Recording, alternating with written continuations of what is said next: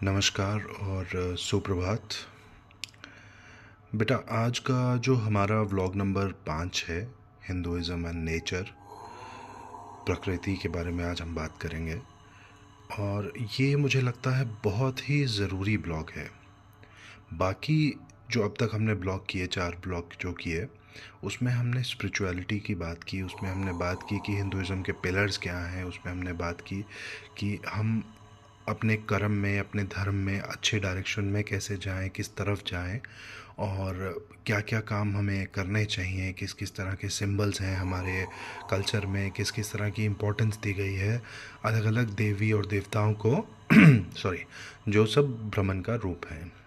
लेकिन आज जो हम बात करने जा रहे हैं प्रकृति की,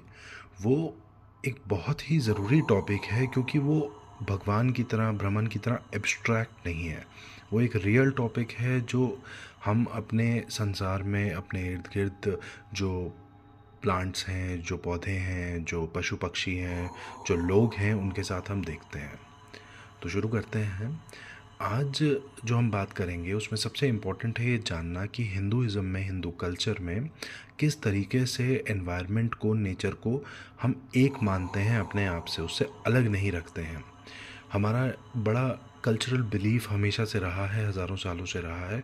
कि जो हमारे आसपास के कल्चरल एलिमेंट्स हैं, जैसे कि पौधे हैं, प्लांट्स हैं, पशु हैं, पक्षी हैं, नदियाँ हैं, पहाड़ हैं, जो जितने भी नेचर में हम चीज़ों को पाते हैं, वो सब चीज़ें हमारे सोसाइटी का, हमारे देश का, हमारे कल्चर का एक इंटीग्रल पार्ट है। हम सबसे पहले तो बात करते हैं कि हिंदुइज़्म में हम मानते हैं कि पंचभूत हैं, जो हम बोलते हैं 5 एलिमेंटल कॉन्सेप्ट्स जिनको हम कहते हैं।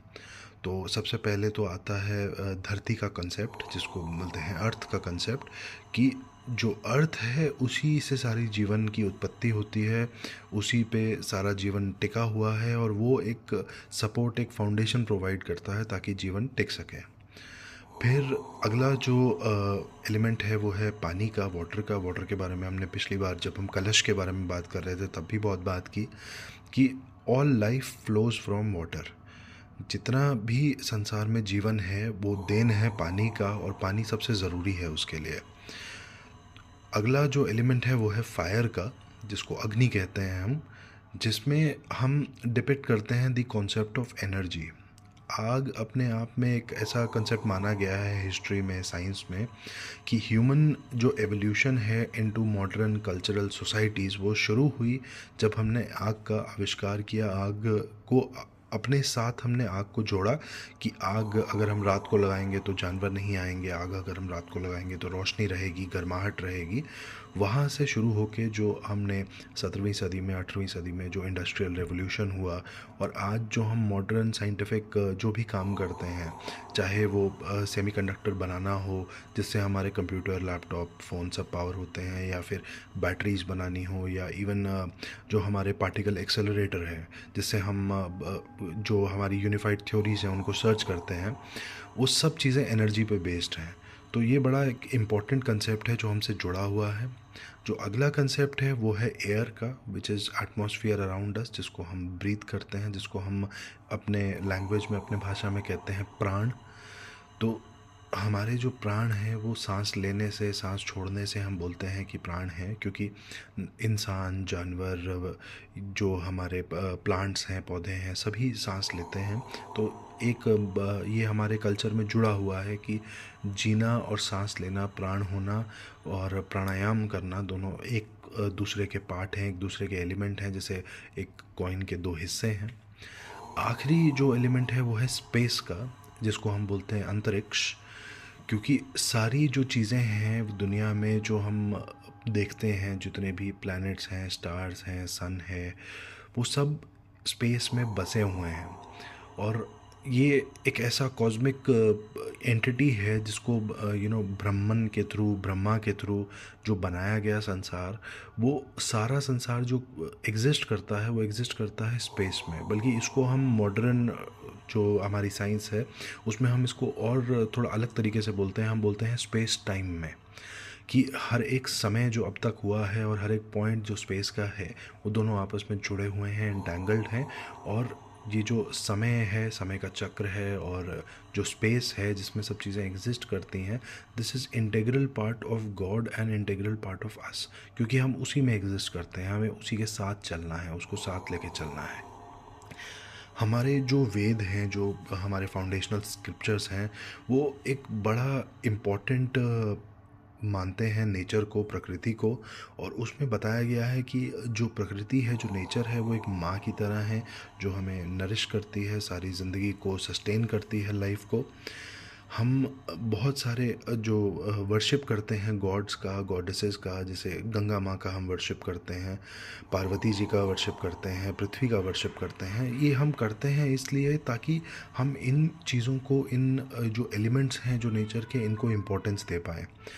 पास्ट में भी जब हज़ारों साल का हमारा जो कल्चर चला है, हमारी जो हज़ारों स्टोरीज़ हैं, उसमें ये सब एलिमेंट्स के बड़े इम्पॉर्टेंट रोल्स रहे हैं,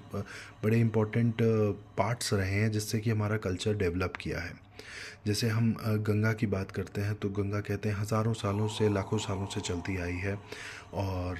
गंगा जो है, उसके अराउंड हमारा कल्चर बहुत ज़्यादा सेटअप हुआ है। बड़े शहर हैं जैसे अयोध्या है, बनारस है, और ये सब हरिद्वार है, जो गंगा के अराउंड सेटअप हुए हैं। और गंगा के साथ ही ये शहर जो हैं बड़े हैं, ये शहर जो चले हैं। इनमें जो कल्चरल एलिमेंट्स हैं जो आए हैं, वो भी इसी रिवर के साथ ही आगे बढ़े हैं। हम एक बड़ी कहानी सुनते हैं कि जब कृष्ण भगवान छोटे थे, बच्चे थे, तो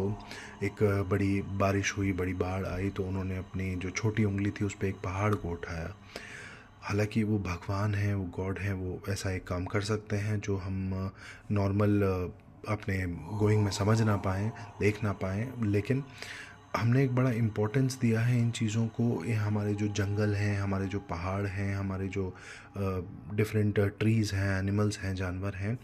और इनको हमने बड़ा ही सेक्रेड माना है, बड़ा ही प्रोटेक्टेड माना है। कि जो हिंदुज़म में हम कहते हैं कि हमारा जो एक होना है भ्रमण के साथ, उसमें बड़ा एक इम्पोर्टेंस है बायोस्फीयर का, जिसको हम मॉडर्न लैंग्वेज में समझते हैं कि जो सूरज से रोशनी मिलती है, जो पौधे उगते हैं, और जानवर पौधों को खाते हैं, इंसान पौधों को खाते हैं, जानवरों को भी खाते हैं, और दूसरे जो जानवर हैं जैसे शेर है और चीता है, ये छोटे जानवरों को खाते हैं। और जब ये मरते हैं तो छोटे जो सूक्ष्म जो क्रीचर्स होते हैं जैसे बैक्टीरिया हैं, वो इनको खाते हैं, डाइजेस्ट करते हैं, और एक साइकिल ऑफ लाइफ चलता है। तो ये बायोस्फीयर का जो कंसेप्ट है हिंदुइज्म में हमेशा से, हज़ारों सालों से रहा है कि हम जो हैं, we are a part of the world and the world revolves around nature.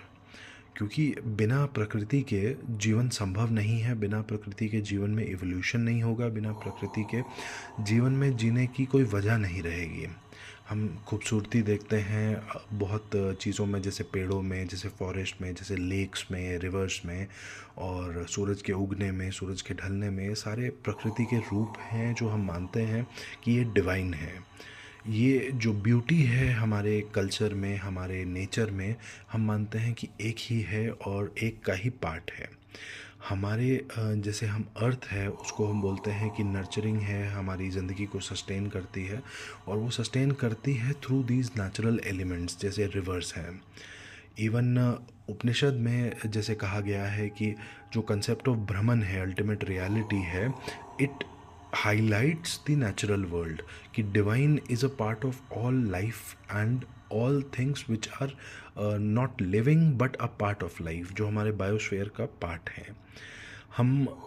बड़ा इम्पोर्टेंस देते हैं पेड़ों को लगाने में, पेड़ों को उगाने में, और उनके साथ जानवरों को रखने में, और अपने जो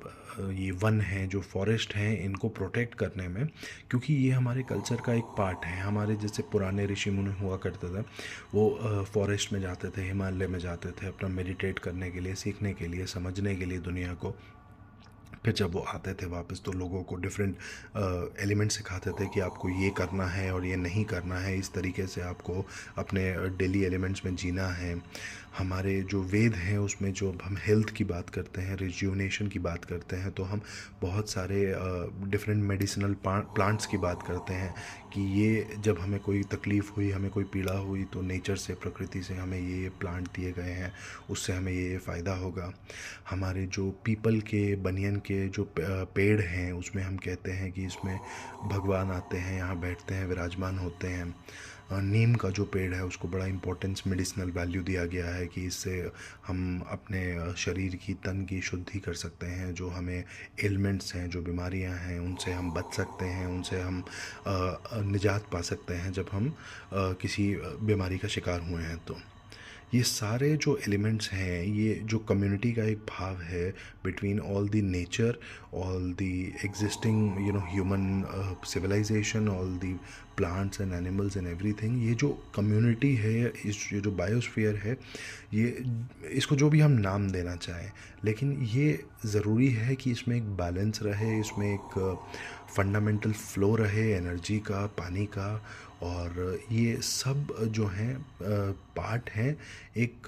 स्पेस के, अंतरिक्ष के। तो हम सब एक साथ चलें तो ही हम आगे बढ़ सकते हैं। तो इसमें थोड़ी सी यहाँ पे फ़िलॉसफी आती है कि अब आज की दुनिया में जैसे हम देखते हैं, स्पेशली 21वीं सदी में, कि बहुत ज़्यादा पोल्यूशन हो रहा है, बहुत ज़्यादा ओवर पॉपुलेशन हो रही है, बहुत ज़्यादा हम फॉरेस्ट काट रहे हैं, बहुत ज़्यादा हम जानवरों को नुकसान पहुंचा रहे हैं, अपने आसपास की नेचर को हम बहुत ज़्यादा हर्ट कर रहे हैं। ये फिनोमेना हम कहते हैं शुरू हुआ है जब से इंडस्ट्रियल रेवोल्यूशन शुरू हुई है 17वीं 18वीं सदी में। और जब से इंडस्ट्रियल रेवोल्यूशन आई है उसके हमें बहुत ज़्यादा बेनिफिट मिले हैं इंसानों को, कि हम लोग अब लंबा जीते हैं, हमारी मेडिसिन इम्प्रूव की है, हमारी साइंस इम्प्रूव की है, हम एक दूसरे से जैसे कम्युनिकेट करते हैं, जैसे इंटरनेट है, कंप्यूटर है, ये सब लाए गए हैं इंडस्ट्रियल रेवोल्यूशन का। ये एक बड़ा गिफ्ट है हमारी सिविलाइजेशन को, लेकिन इसकी एक कॉस्ट रही है, एक प्राइस रहा है, जिसमें हमने नेचर को बहुत ज़्यादा हर्ट किया है। ये मेरा मानना है कि आने वाली जो सदियां होंगी, 22वीं सदी, 23वीं सदी, उसमें हम अपने साइंस को जैसे फोकस करेंगे, अपने इंडस्ट्रियलाइजेशन को जैसे फोकस करेंगे, to make it part of the environment. तो बड़ा एक अच्छा थॉट एक्सपेरिमेंट साइंस फिक्शन में हम लोग कहते हैं कि आगे चलकर जब इंसान आगे जाएंगे, आज हम अपने घर बनाते हैं, हम सबसे पहले धरती से सीमेंट एलिमेंट्स लेते हैं, जैसे कैल्शियम लेते हैं, उससे हम सीमेंट बनाते हैं। फिर हम पानी का इस्तेमाल करते हैं उस सीमेंट को हार्ड करने के लिए, ईंटें बनाते हैं, और उससे हम अपनी इमारतें, अपने घर बनाते हैं, जिसमें हम रहते हैं और काम करते हैं। इस तरीके की आर्टिफिशियल कंस्ट्रक्शन में बहुत ज़्यादा प्रॉब्लम्स आती हैं, जैसे कि एक गर्म हो जाती हैं, फिर इनमें प्लम्बिंग का हमें अलग से सिस्टम बनाना पड़ता है, फिर जो प्लम्बिंग से सीवेज सब जनरेट होता है उसको एड्रेस करना पड़ता है कि ये जो ख़राब जल निकला है, इसको जब हम नदियों में वापस छोड़ें उससे पहले ये ट्रीट किया जाए। तो बहुत सारी समस्याएं क्रिएट होती हैं। ऐसा मेरा मानना है कि आने वाली सदियों में हम जो है नेचर का एक बहुत अच्छे से इंटीग्रेशन करेंगे अपने ये जो इंडस्ट्रियलाइज सोसाइटी है इसमें। तो हम जो है जैसे पेड़ उगाए जाते हैं, मुझे लगता है हम अपनी जेनेटिक इंजीनियरिंग से जैसे आगे बढ़ेंगे, जैसे सीखेंगे, तो हम अपने घर भी उगा पाएंगे। वो नेचुरल घर होंगे जिसमें हम नेचर के साथ एक होके रह पाएंगे। और इवन जो बड़े शहर हैं इसमें भी हम ये अपने आप को संभव कर पाएंगे, जिससे हमारी जो दुनिया है वो ज़्यादा ग्रीन होगी। जितने पेड़ रहते हैं उतना ही टेम्परेचर कंट्रोल रहता है, उतना ही पोल्यूशन कम रहता है, उतना ही पानी का रन ऑफ कम होता है। एनवायरमेंटल प्रॉब्लम्स जो हमें आती हैं, और आज के देश में, दुनिया में हम देख रहे हैं कि एनवायरमेंटल प्रॉब्लम्स बहुत बड़ी हुई हैं, जैसे कि कॉन्स्टेंटली फ्लड्स आते हैं जगहों पर, दूसरी जगहों पर ड्रॉट्स होते हैं, कहीं बहुत ठंडा पड़ता है, कहीं बहुत गर्मी होती है, कहीं बहुत पोल्यूशन होता है, लोग सांस नहीं ले पाते, और कई जगहों पे अर्थक्वेक्स हैं। इतनी सारी प्रॉब्लम्स हैं जो आपस में इंटरकनेक्टेड हैं, लेकिन अभी हम उस साइंस के लेवल पे उतना मैच्योर नहीं हुए हैं हम इनका इंटरकनेक्शन समझ पाएँ। जैसे जैसे हम इनका इंटरकनेक्शन समझेंगे वैसे वैसे हम इस चीज़ को एक्सप्लोर कर पाएंगे और इवॉल्व कर पाएंगे हमारा जो कंसेप्ट है नेचर के साथ रहने का। और जितनी जल्दी हम ये कर पाएँ उतना हमारे लिए भी अच्छा है, नेचर के लिए भी अच्छा है, क्योंकि अभी दुनिया में 8 अरब लोग हैं। दुनिया में इतने इंसान पूरी ह्यूमन हिस्ट्री में कभी नहीं हुए हैं। हिंदुस्तान जब आज़ाद हुआ 1947 में, तो हम बोलते हैं कि औसत हिंदुस्तान में 30-32 करोड़ लोग थे। आज हिंदुस्तान में 130 करोड़ लोग हैं। हमारा जो एकदम बम्बास्टिक जो ग्रोथ हुआ है, और वो ग्रोथ एकदम अनकंट्रोल्ड हुआ है। हमारे जो शहर हैं, जैसे हम किसी भी शहर में जाते हैं, दिल्ली में जाते हैं, मुंबई में जाते हैं, पटना में जाते हैं, कलकत्ता में जाते हैं, तो हम देखते हैं शहर का एक बड़ा कोना है जो स्लम्स बन चुका है, अनप्लान्ड ग्रोथ हुई है जहाँ पे, और जहाँ पे इवन रहना वो इंसानों के लायक नहीं है वहाँ पे रहना। हमने उसको धीरे धीरे ग्रो करने की बजाय, प्लान करके ग्रो करने की बजाय, एकदम से जो पॉपुलेशन हमारे रूरल सेंटर्स से हमारे अर्बन सेंटर्स पे गई है, हमने अनकंट्रोल्ड उसको ग्रो करने दिया है। और वो आज एक समस्या बनी है और आगे जाके और बड़ी समस्या बनेगी। जैसे हम देखते हैं बड़े शहरों में आजकल जो घर बनते हैं, जो साइज़ रहता है कमरों का, वो इतना छोटा रहता है, 9 by 9 feet, 9 feet by 9 feet के कमरे, which is barely enough for a person to जैसे कहते हैं breathe in, to grow in. तो ये जब हम नेचर के साथ अपने आप को एक करेंगे, अपने घरों को, अपनी इंडस्ट्रीज़ को, अपने डिफरेंट बिजनेसेस को, अपने जॉब्स को इंटीग्रेट करेंगे नेचर के साथ ज़्यादा, तो हमारी ये जो समस्याएं हैं ये कम होंगी और नेचर भी वैसे ही फ्लरिश करेगी जैसे हम लोग अपनी सोसाइटी में फ्लरिश कर रहे हैं। हमारा हिंदूइज़्म में, हिंदू कल्चर में ये बड़ा इम्पोर्टेंट माना गया है इस बात को कि जैसे हम फ्लरिश करते हैं, प्रॉस्पर करते हैं, भगवान की दया हम पे रहती है, वैसे ही हमारा एक धर्म है, हमारा एक कर्म है कि हम एनवायरनमेंट को, हम अपने आसपास के जो पेड़ हैं, जो जंगल हैं, जो जानवर हैं, जो जीव हैं, उनको भी सेव करें, उनको भी प्रोटेक्ट करें, उनको भी हम अपने साथ लेके चलें, ताकि जो एनवायरनमेंट है बड़े पॉजिटिव तरीके से, डिवाइन तरीके से ग्रो करे जैसे कि हम ग्रो कर रहे हैं। तो हमारा, जैसे अब तुम पढ़ोगे, तुम आगे बढ़ोगे, तुम नौकरी लोगे, तो ये बैक ऑफ द माइंड हमेशा होना चाहिए कि हम जो डिसीजन ले रहे हैं, हम जिस इंडस्ट्री में काम कर रहे हैं, हम नेचर को हर्ट ना करें। जैसे कि जो इंडस्ट्रीज़ गंगा के किनारे हैं, हम देखते हैं गंगा का पोल्यूशन जो है पिछले ऑलमोस्ट 70-80 सालों में अनकंट्रोलेबली बढ़ा है।